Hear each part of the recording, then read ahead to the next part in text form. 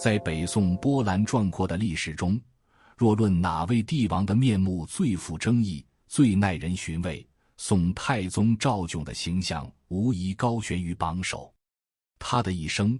犹如一幅光影交织、明暗参半的长卷，一面是俯生烛影下仓促登基的朦胧疑云与金匮之盟背后骨肉清雅的森然含义，另一面却是大开科举之门、编纂旷世句点、奠定盛世根基的煌煌文志。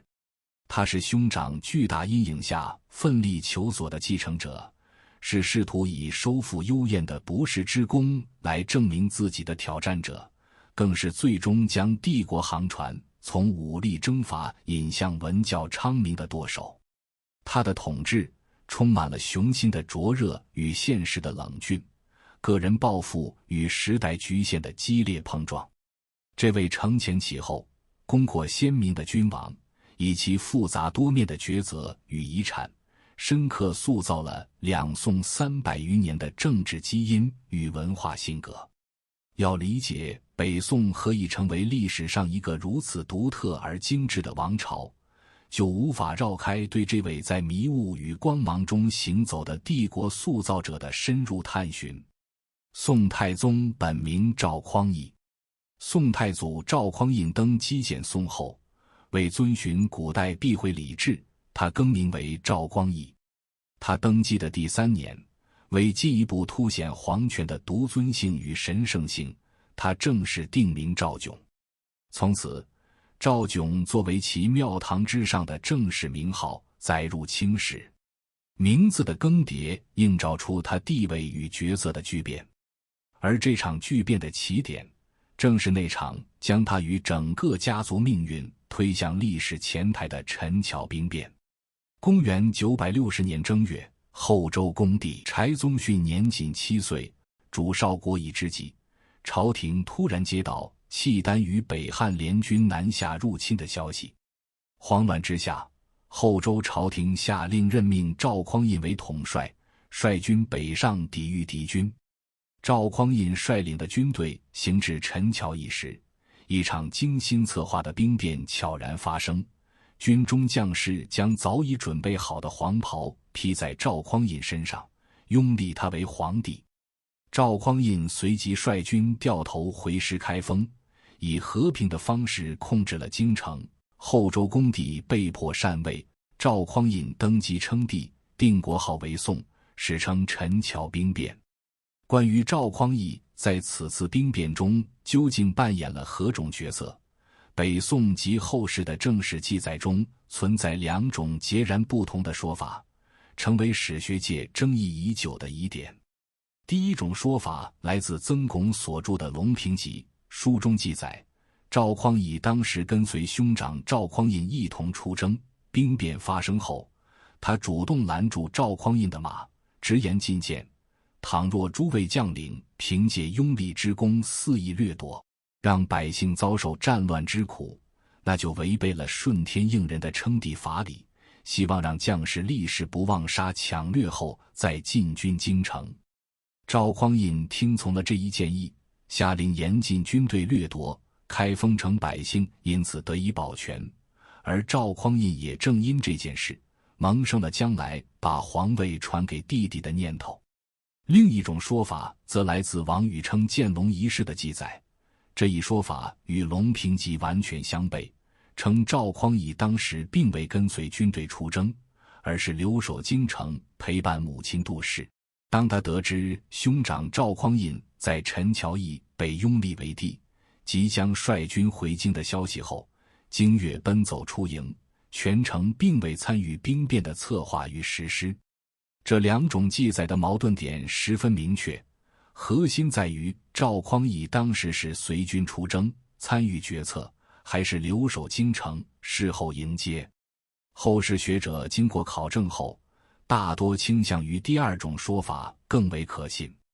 其中，史学家张其凡的考证颇具说服力，他认为当时赵匡胤年仅21岁，既无足够的资历，也无掌控军队的权力，未必有能力在兵变中发挥如此关键的进谏作用。反观《隆平集》的记载，更可能是宋太宗赵炯登继承帝后，为了美化自身形象，强化皇位继承的合法性而进行的历史重构，通过塑造自己在宋朝建立之初就有顾全百姓、深明大义的表现，来证明自己的皇位不仅名正言顺，更有功德作为支撑。无论陈桥驿的真相究竟如何，一个不争的事实是，兵变成功后，作为新皇至亲的赵匡胤，其政治地位旋即获得了擢升，迅速成为新王朝权力架构中不可或缺的核心支柱。公元960年2月，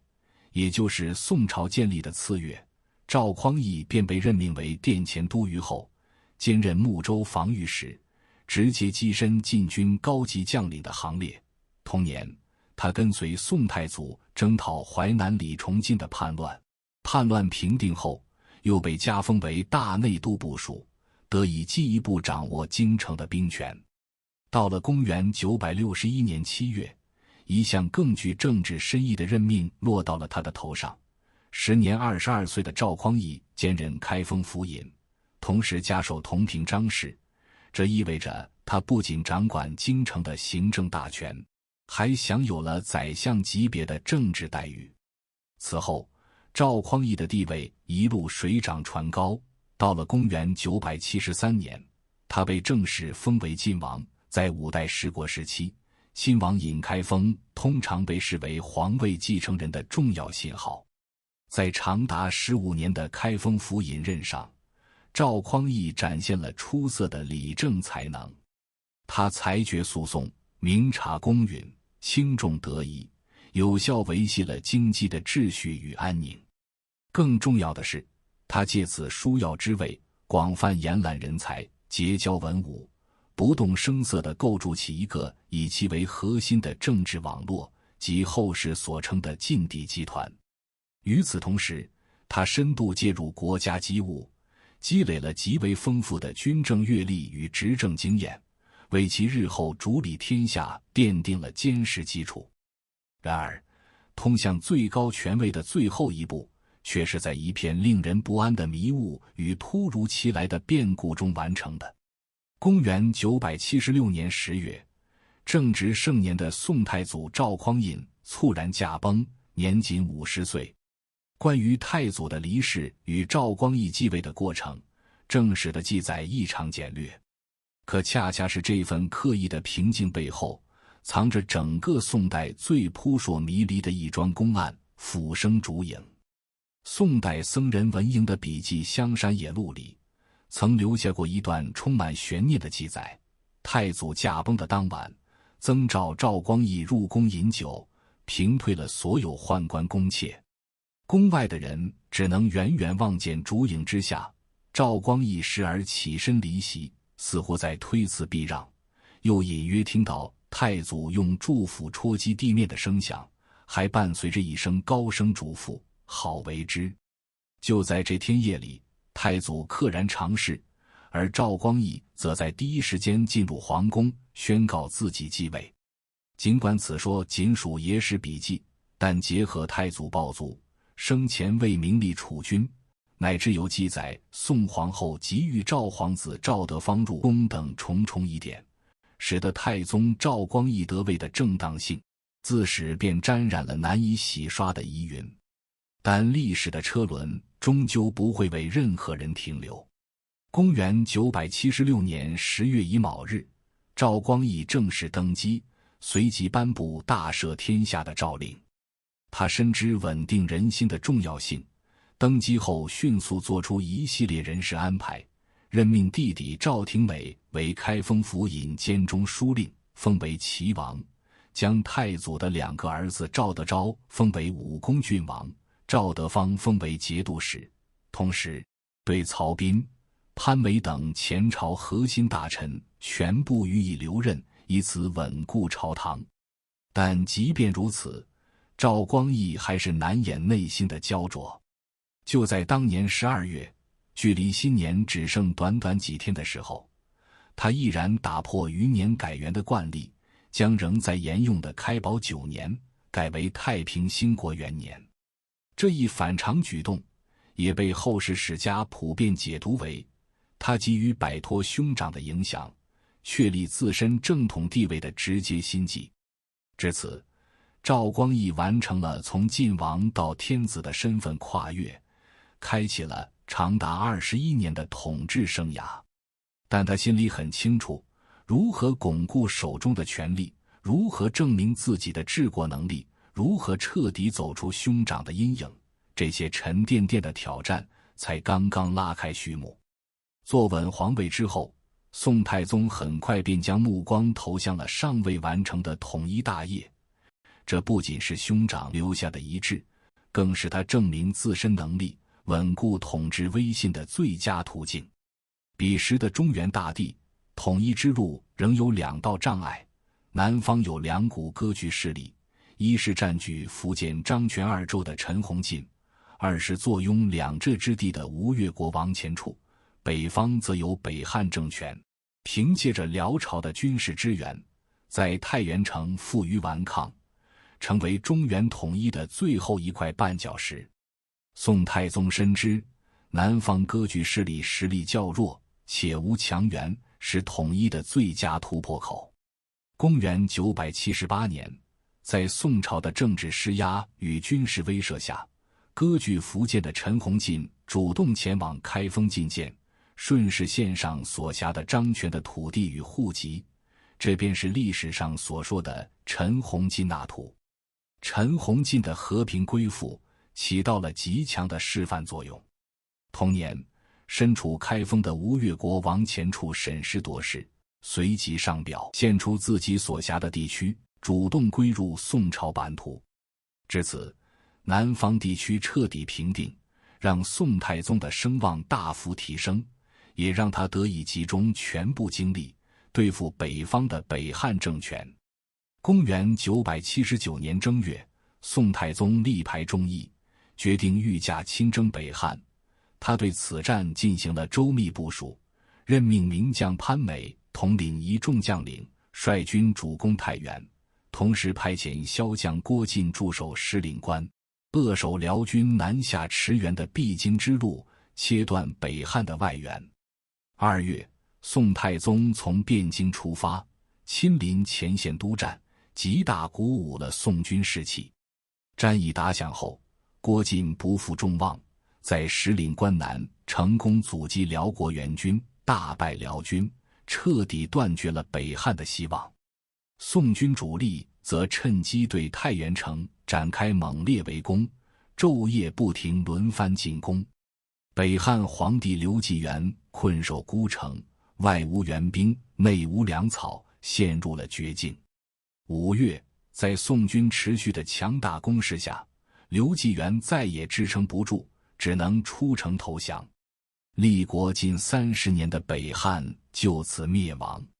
这一战的意义非同小可。自唐中叶安史之乱以来，200多年间，中原政权四分五裂，至此终于在实质上恢复了大致统一的局面。宋太宗在太原城内举行了盛大的受降仪式，昭告天下统一之功，随后下令将刘继元及其亲属带回开封，授予虚职，妥善安置，既彰显了胜利者的气度，也彻底消除了北汉复辟的隐患。灭亡北汉的捷报让宋太宗的自信心空前膨胀，他认为宋军连战连捷，士气正盛，正是收复燕云16州的绝佳时机。这片位于今天北京、天津、河北北部、山西北部的土地，地势险要，关山纵横，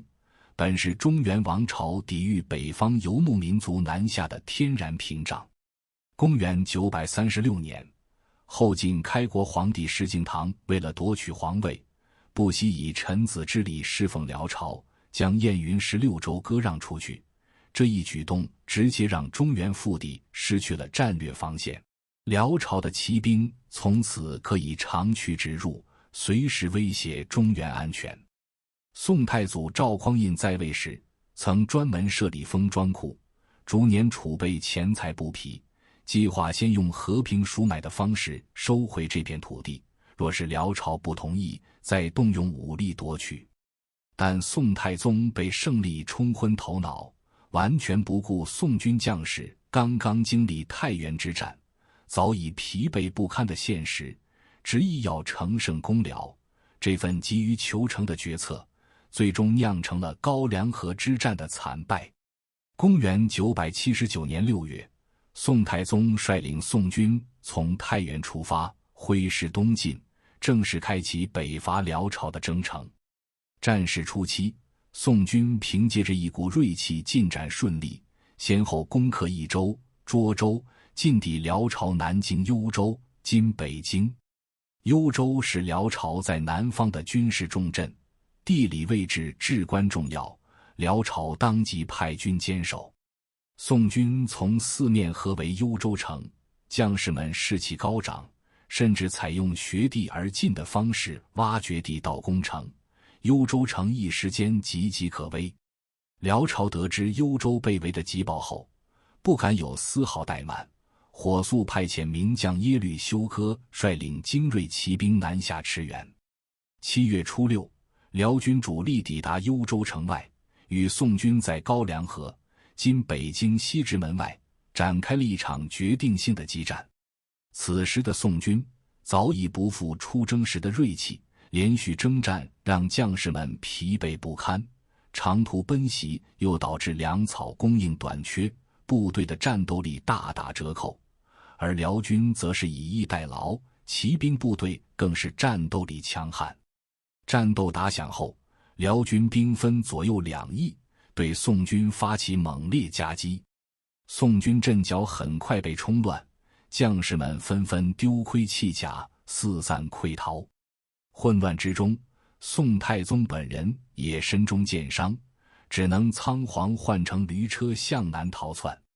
群龙无首的宋军彻底崩溃，辽军乘胜追击，斩杀宋军万余人，缴获了大量粮草与军械。高梁河之战是宋朝第一次大规模北伐辽朝，最终以惨败收场。这场战败沉重打击了宋军的士气，也让辽朝彻底看清了宋朝的军事实力并非不可战胜。经此一役，辽朝逐渐掌握了宋辽战争的主动权，此后多次主动南下侵扰宋朝边境，宋辽之间的攻守之势就此逆转。高梁河之战的惨败不仅没有浇灭宋太宗收复燕云16州的执念，反而让他生出强烈的复仇之心。回到开封后，他并未反思战略失误与指挥弊端，而是将战败归咎于将士疲弊，随即开始积极整顿军队，加紧练兵，为再次北伐做着筹备。公元986年，宋太宗得到消息，辽朝景宗刚刚去世，年仅12岁的辽圣宗继位，由其母萧太后临朝称制。在宋太宗看来，辽朝此时主少国疑，朝政必然动荡，正是北伐的绝佳时机。他当即精心制定了分兵3路，合围幽州的战略计划，任命曹彬率领10万大军从雄州出发，作为东路主力直取幽州，任命田崇进率领中路军从定州出兵，攻打豫州等地，切断辽军西援路线，任命潘美、杨业率领西路军从雁门关出发，攻取云州、朔州，最后3路大军会师幽州，合力攻克辽朝南京。北伐战争初期，宋军果然势如破竹，捷报频传，战局朝着宋太宗预想的方向发展。可就在这时，东路军主将曹彬却犯了急于求成的致命错误。他不顾宋太宗持重缓行、稳扎稳打的战前指令，在粮草供应不足的情况下，执意孤军深入，强攻涿州，结果导致大军粮草耗尽，无奈之下只得被迫撤退。这边宋军战线拉长，补给短缺的消息很快传到了辽朝朝堂。萧太后与辽圣宗当机立断，亲自率领辽军主力驰援幽州，并且将主攻目标锁定在孤军冒进的东路军身上。同年5月，辽军在齐沟关（今河北涿州西南）对宋军东路军发起猛攻，曹彬率领的10万大军瞬间溃败，残部仓皇难逃，东路军几乎全军覆没。东路军的惨败直接导致整个北伐战局彻底逆转，辽军乘胜追击，迅速调转兵锋，朝着中路军和西路军扑来。中路军主将田崇进得知东路军覆灭的消息后，自知独木难支，只能放弃已经攻占的豫州，率军紧急撤退。而西路军此时刚刚攻占环州，就接到了宋太宗的紧急诏令，放弃已攻占的州县，护送百姓内迁。当时辽军主力已经逼近环州，形势危急。副将杨业审时度势，向主将潘美建议避开辽军锋芒，率领大军护送百姓从石碣谷安全撤退，同时派一支精兵在谷口埋伏，阻击追击的辽军。可监军王申却执意逞强，不仅否决了杨业的稳妥计策，还逼迫他率军主动出击，攻打环州。杨业明知此战凶多吉少，却碍于监军的权势和军人的气节，只能领命出战。临行前，他含泪与潘美约定，让潘美率领援军在陈家谷口设伏接应，自己则率军向环州进发。杨业率领的宋军与辽军在陈家谷口展开了一场血战。他身先士卒，率领将士们从中午一直鏖战到傍晚，身上多处负伤，部下也伤亡殆尽。当他拼尽最后一丝力气，率领残部退到陈家谷口时，却发现谷口空无一人，潘美和王申早已率领援军撤离。悲愤交加的杨业望着身边寥寥无几的士兵，毅然转身再次冲向辽军阵中。最终他因寡不敌众，力竭被俘。被俘后的杨业始终坚贞不屈，拒绝向辽朝投降，最终绝食3日而死。随着杨业战死，西路军也彻底溃败，此前攻占的州县尽数丢失。雍西北伐以失败告终，彻底粉碎了宋太宗通过武力收复燕云的梦想。2次北伐失败的影响是深远的，他们消耗了宋太祖时代积累的精锐军事力量，暴露了宋军在战略、指挥和协同上的诸多问题，塑造了北宋朝廷在面对北方强敌时一种趋于保守和怯懦的战略文化。从此，北宋对辽的战略从主动进攻转为全面防御，守内虚外的国策逐渐成为主导思想。就在宋太宗将主要精力放在北伐辽朝、争夺燕云16州的同时，他也没有忽视对南方和西北边境的经营，试图通过拓展疆域的方式，进一步巩固自己的统治威望。公元980年，宋太宗以交趾（今越南北部）内部势力请求援助为契机，派遣侯仁宝等将领率军南征，想要借此恢复汉唐时期对这一地区的直接管辖。宋军起初在战场上取得了一些优势，但在关键的白藤江之战中却遭遇了先胜后败的转折，最终铩羽而归，统一交趾的计划彻底化为泡影。经此一战，交趾得以继续保持独立地位，此后逐渐发展为独立的越南政权。而在西北边境，西夏政权前身党项族的势力也在悄然崛起，成为北宋新的边患。公元982年，节度使李继鹏率领族人入朝觐见，主动献出所辖土地，选择归附宋朝。但他的族弟李继迁却不甘心臣服于北宋的统治，带着心腹族人出逃，并以恢复党项故地为旗号，起兵反宋。李继迁极具谋略，他一方面利用党项不足对宋朝的不满情绪凝聚力量，另一方面又主动依附辽朝，借助辽朝的军事支持与宋朝抗衡。此后数年，李继迁率领的党项军队多次袭扰宋朝边境州县，宋朝数次派兵镇压，却总是损兵折将，屡战屡败。公元996年，宋太宗下定决心解决西北边患，派遣5路大军围剿李继迁，试图一举荡平党项势力。可这场声势浩大的军事行动，最终还是因为粮草供应短缺、各路军队指挥协调失当等问题再次惨败。此后，李继迁的势力愈发壮大，他所领导的党项反叛也彻底演变为北宋西北边境的长期隐患。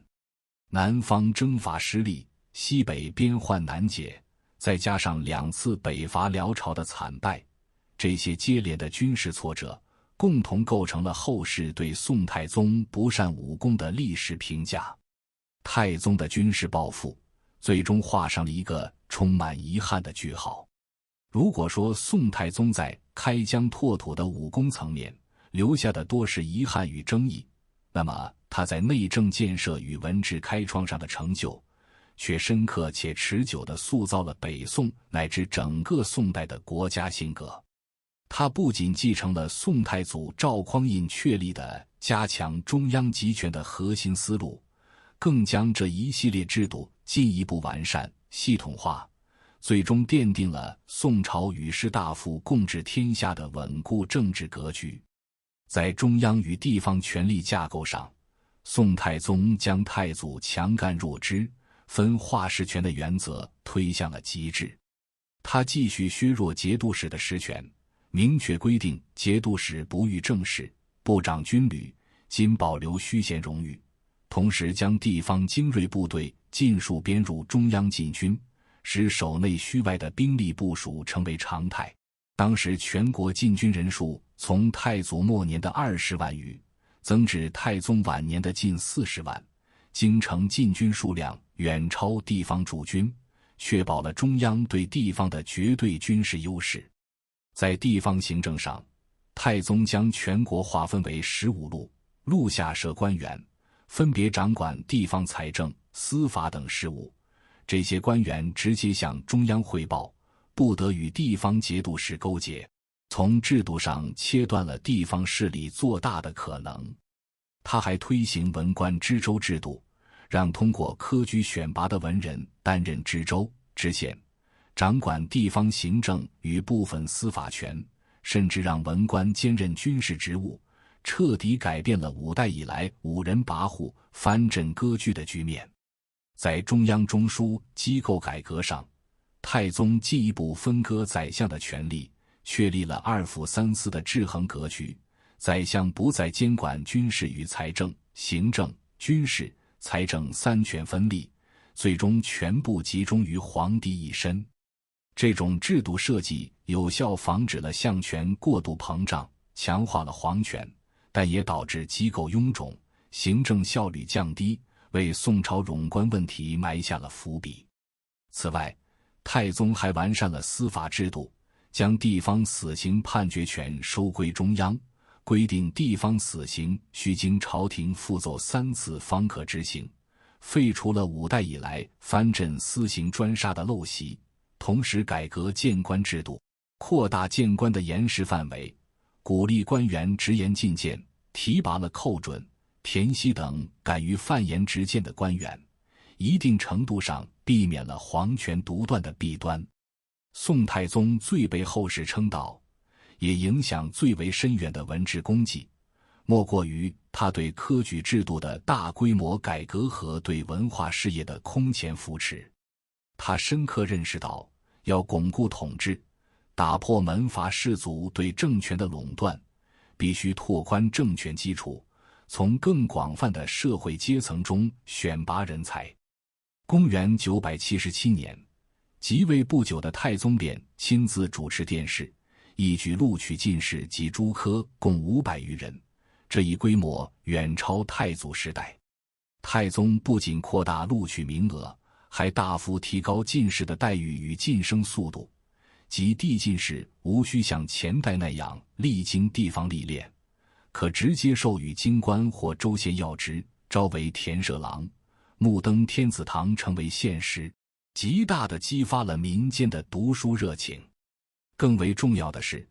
太宗推行了科举制度的2项关键改革：胡名与誊录。胡名即密封考生姓名、籍贯等信息，誊录则由专人将考生试卷重新抄写一遍，再交给考官评阅。这2项制度从根本上减少了科举中的舞弊行为，保证了选拔的公平公正，被后世历代王朝沿用，成为科举制度成熟的重要标志。此外，太宗还注重搜罗遗漏人才，曾派人查询考生档案，发现有184名考生在太祖时期连续参加15次科举均未录取，特指全部录用。此举既赢得了广大士人的拥戴，也进一步扩大了统治基础。通过这些改革，科举取士成为宋朝选官的最主要途径，一个庞大的通过考试晋升的文人官僚阶层迅速崛起，成为支撑宋朝300年统治的坚实基盘。太宗朝名臣如吕蒙正、寇准等，皆为科举出身，皇帝与士大夫共治天下的政治模式由此正式确立。不仅如此，宋太宗本人姓氏学、开卷有益这一典故便出自于他。他曾说：“朕每读书，见前代帝王行善事，未尝不慕之；见行恶事，未尝不恶之，常以为鉴戒，以身作则，推动文化事业发展。”太平兴国年间，他下令组织大批学者编纂了3部卷帙浩繁的类书《太平御览》《太平广记》《文苑英华》，其中《太平御览》共1000卷，收录先秦至5代典籍文献5000余种，共计500多万字。太宗规定自己每日阅读3卷，即便天寒景短也坚持不懈，1年便读完了全书《太平广记》500卷，汇集了历代神话传说、志怪小说等，共计300多万字，是中国古代最大的小说总集。文苑英华1000卷，收录了从南朝梁到唐末5代的2万多篇诗文，涵盖2000多位作家。这3部巨著的编纂，不仅系统保存了宋以前的大量文化典籍，避免了因战乱导致的文献散佚，更向天下昭示了新王朝严武修文的决心。为了存放这些典籍与推动学术研究，太宗斥巨资扩建了国家藏书机构3馆与秘阁，并新建宏伟的崇文院作为其驻地。崇文院藏书规模从原来的1万多卷增至8万多卷，成为当时世界上最大的图书馆之一。太宗还亲自为崇文院题写匾额，时常亲临视察，与学者讨论经史。他还重视儒学振兴，在西京洛阳修建国子监与文宣王庙，多次亲临国子监听讲儒经，下令整理刊印儒家经典，推动儒学在全国的传播。在太宗的倡导与推动下，文化教育的地位空前提高，读书风气遍及朝野，宋代文化繁荣的序幕就此拉开，重文轻武的文化性格得以最终确立并贯穿2宋。太宗自身的文化素养颇高，除了是读经书，还擅长书法、诗歌、弈棋等。黄巢世史类苑记载，他精通多种字体，当时许多宫殿匾额与碑刻都出自其手。他创作的一奇三世，连馆阁学士都难以参透，经他亲自指点后才恍然大悟，皆叹服神妙。在诗歌方面，他著有《逍遥咏》《原始》等诗集，收录诗作数百首，虽艺术水平不算顶尖，但题材广泛，反映了他对时政、民生、哲理的思考，也展现了其文人情怀。在治理国家与民生关怀方面，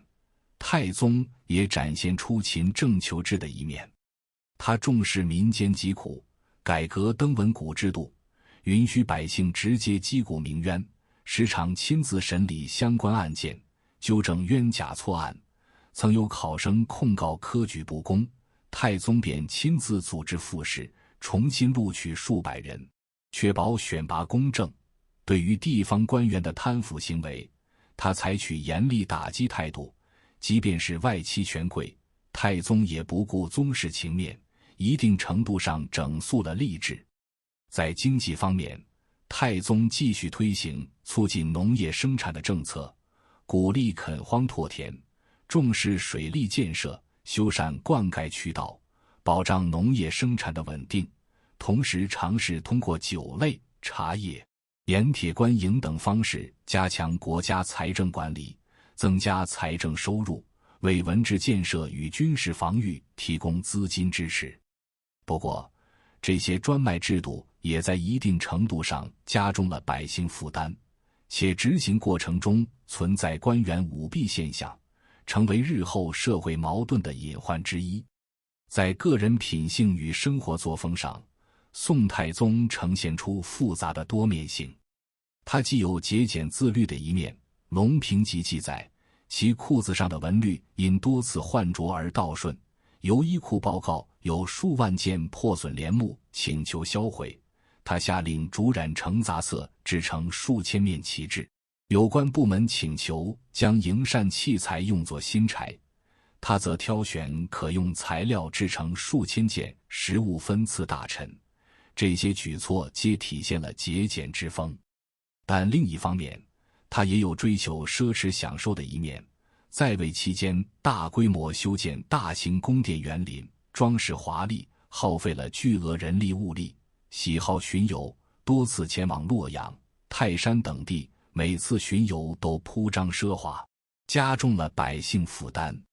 太宗在公共治理中所展现出的务实与严明，与其在私人品德和权力传承上表现出的复杂乃至冷酷，构成了其人格的一体两面。如果说前者只在塑造一个励精图治的明君形象，那么后者尤其是在皇权巩固与传承这一最敏感的问题上，他则展现出了截然不同的面孔。这一切都围绕着充满争议的金匮之盟展开。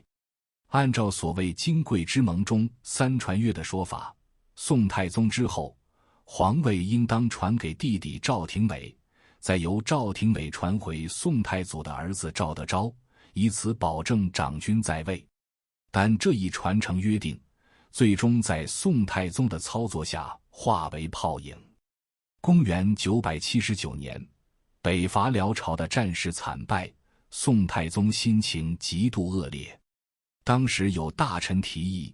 应当对之前平定北汉的将士论功行赏。宋太祖的儿子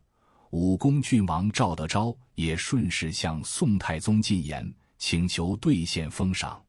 没想到这一合理建议却触怒了宋太宗，他怒气冲冲地斥责道：“等你自己当了皇帝，再行封赏也不晚。”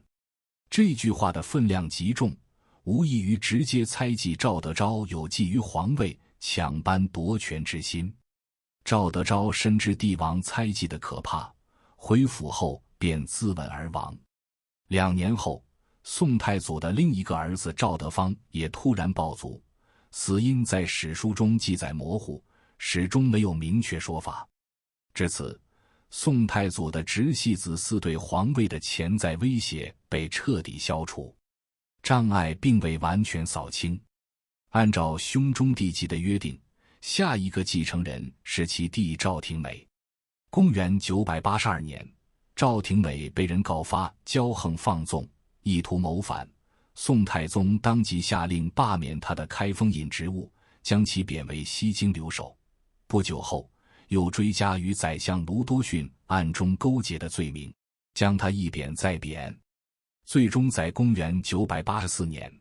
赵廷美在房州的贬所中，因长期忧虑恐惧，心力交瘁而病逝。更令人唏嘘的是，宋太宗的长子赵元佐因同情叔叔赵廷美的遭遇，多次挺身而出为其申辩。这一举动彻底触怒了宋太宗，最终被废为庶人，幽禁在南宫之中。通过这一系列接连的操作，宋太宗彻底打破了金匮之盟的传承约定，将皇位继承顺序强行扭转为父嗣子继，为自己的儿子铺平了继位之路。这些骨肉相残的悲剧成为宋太宗政治生涯中无法抹去的道德污点，也让金匮之盟的真实性愈发受到后世质疑。越来越多的研究者认为，这份所谓的遗诏更像是宋太宗为清除皇位继承障碍，巩固自身统治合法性而打造的政治工具，而非真正为社稷之福订立的传承约定。除了皇位传承引发的历史争议，宋太宗的个人品德层面也流传着不少真假难辨的传闻，如强行小周后毒杀花蕊夫人等。这些传闻均出自野史笔记，正史中并无明确记载，可信度不高。后世学者多认为，此类传闻的出现与后人对太宗皇位继承合法性的质疑有关，是为抹黑其形象而编造的附会之词，不可轻信。当皇位传承的障碍被逐一清除，围绕其身的争议却未曾消散，而岁月与病痛的侵袭已悄然将这位帝王推向了人生的暮年。太宗晚年面临着储位风波与身体病痛的双重困扰。长子赵元佐被废后，次子赵元熙成为事实上的储君，深受太宗喜爱，被任命为开封尹监事中，但其于公元992年突然暴卒，让太宗悲痛不已，储位再次空缺。此后，太宗在大臣的劝谏下，正式立三子赵恒为太子，确立了皇位继承人。此时，太宗早年在高梁河之战中所受的箭伤时常复发，疼痛难忍，身体日渐衰弱。公元997年，宋太宗赵炯在万岁殿驾崩，享年59岁，在位22年。宋太宗的历史评价在后世经历了一个耐人寻味的演变过程。若以通俗文化中的帝王知名度而论，他远不及唐宗宋祖。太祖赵匡胤作为开国之君，其陈桥兵变、杯酒释兵权的故事早已深入人心，成为传奇。而太宗却似乎被笼罩在太祖的巨大光环之下。这种冷遇根源在于其军事成就的局限性与继位问题的暧昧不明，使得他难以进入那种以开疆拓土、雄才大略为标尺的顶级帝王序列。历代史家对其褒贬呈现出泾渭分明的两图。褒之者如元修《宋史》，赞其陈谋英断，能尽革唐末5代藩镇太盛之弊，奠定了中央集权的稳固根基，誉为贤君。此论着眼于他终结分裂、大兴文教的定鼎之功。而贬之者，自宋人笔记至明清论著，多聚焦于其烛影斧声的权谋阴影与北伐丧失的战略之失。王夫之在宋论中批判尤为严厉，认为其猜访武将、倒行逆施，实为宋代削弱之兆。这些评价各自抓住了太宗形象的一体两面，却往往失之于各执一端。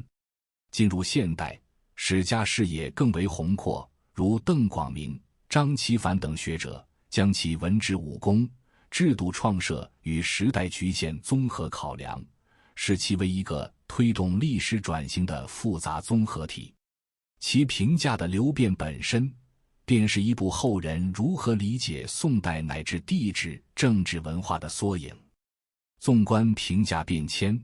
我们可以发现一条清晰的脉络：从古代基于儒家伦理的贤君论与师德论之争，到近代民族主义背景下对其若宋赵使者的批判，再到现代立足于制度史、社会史的结构性分析，宋太宗的形象正是在这种不断的重估与对话中变得日益丰满和真实。若要穿透评价的迷雾，需从几个根本维度审视其统治。在帝国疆域的塑造上，他是最终的统一者，也是战略边界的划定者。太宗完成了对南方最后割据势力的和平收编，并御驾亲征灭亡北汉，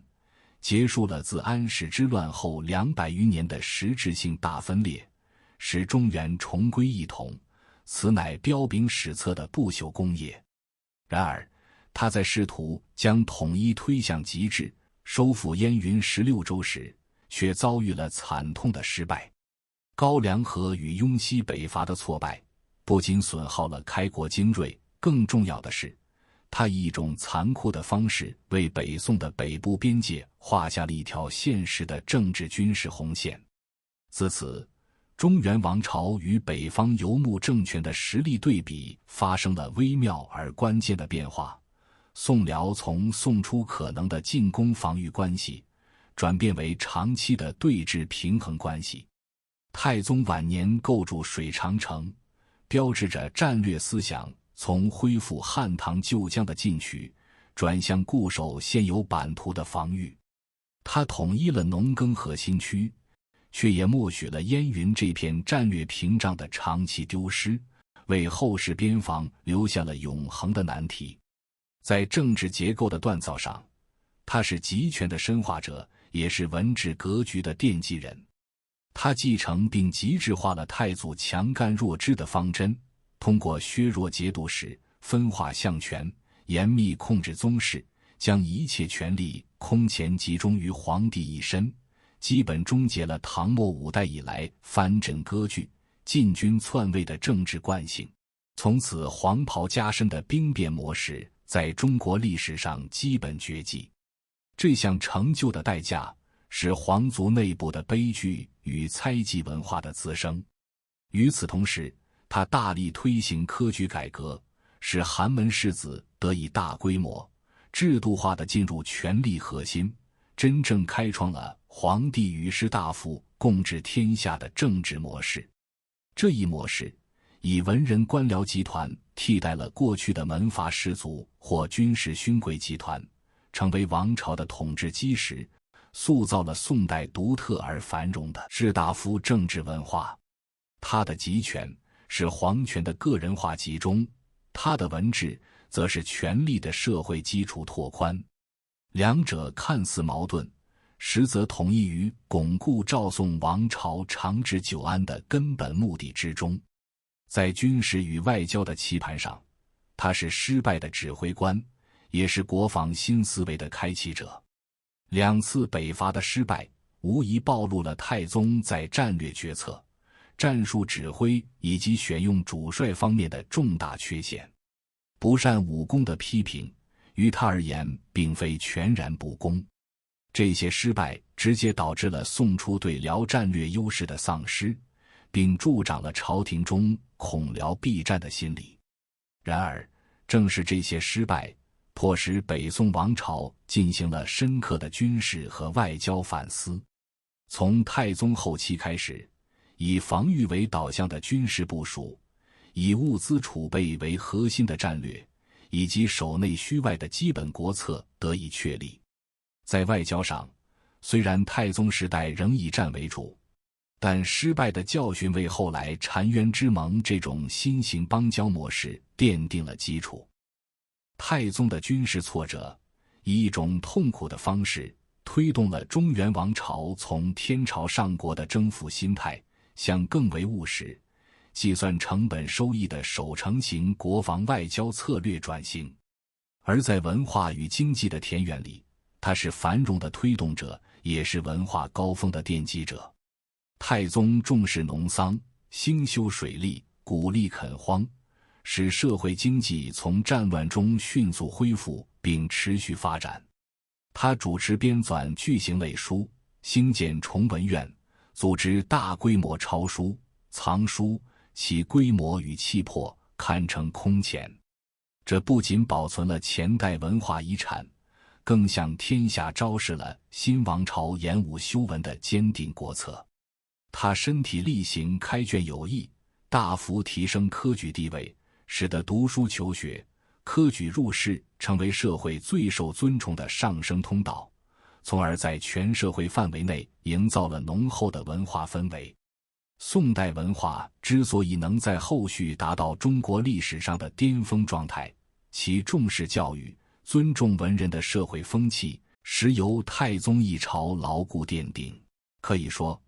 他将文化软实力建设提升到了前所未有的国家战略高度。在个人与遗产方面，他是复杂的多面体，也是矛盾的综合体。他勤政，常常宵衣干食；他节俭，衣物屡换而穿；他也有文人情趣，书法诗赋均有造诣。但另一面，他多疑，对武将、宗室乃至儿子都心存戒备。他自负，难以接受北伐失败的现实，将责任推诿于将领。他的皇位来源始终笼罩在疑云中，而他对兄弟、侄子的处置，无论有多少政治必要性，都难以洗脱道德上的污点。这种个人品性的复杂性直接投射到他的政治遗产上，他留下了一个高度集权、内部稳定、文化昌明的帝国，但也留下了一个在北方强邻面前缺乏战略自信、军事体系僵化、皇位传承中暗藏阴谋与不详先例的王朝。他的儿子真宗在他奠定的文治基础上实现了咸平之治，却也在他留下的军事阴影下签订了澶渊之盟。而将宋太宗置于整个中国帝制时代的长河中审视，我们可以更清晰地看到他的历史坐标。他身处唐宋变革的关键节点，唐朝的灭亡与五代的混乱宣告了门阀贵族政治的终结和军事寡头政治的破产。宋太祖拨乱反正，开创了新局，但如何构建一个能够长治久安、避免重蹈覆辙的新体制，这一历史任务更大程度上是由太宗完成的。他通过制度设计，基本解决了内部军事威胁和权力继承的稳定性问题。他通过科举改革，成功打造了新的统治精英集团。他通过文化倡导，确立了文治社会的价值观。这些举措共同奠定了此后中国帝制社会后期政治运作的基本范式，一个由高度集权的皇权，通过科举选拔的官僚士大夫，以及以儒家伦理为核心的文化认同所共同支撑的超稳定结构。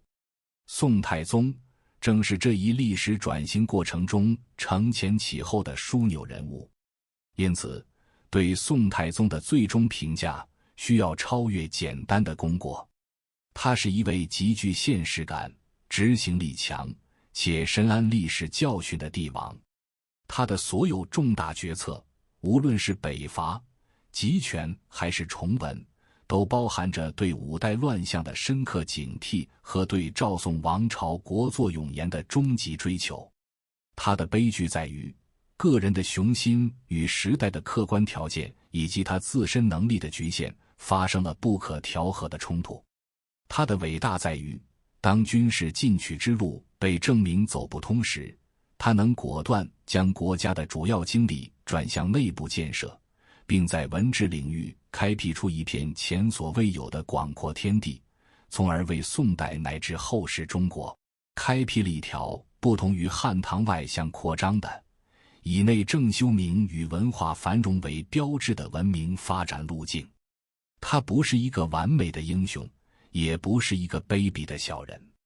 他是一个在历史转折点上背负着沉重包袱，怀着宏大理想，做出了艰难抉择，并为此承担了成功与失败、赞誉与骂名的复杂君主。历史的进程并非由单一伟人的意志所简单驱动，而是个人抉择、制度惯性、地缘格局与文化传统共同作用的合力结果。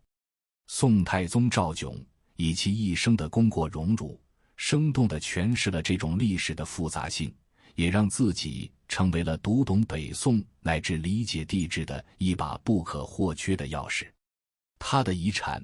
如同开封城下叠压的历代土层，沉默而坚实。历史从未远去，它在声音中回荡。我是深入历史，我们下期再见。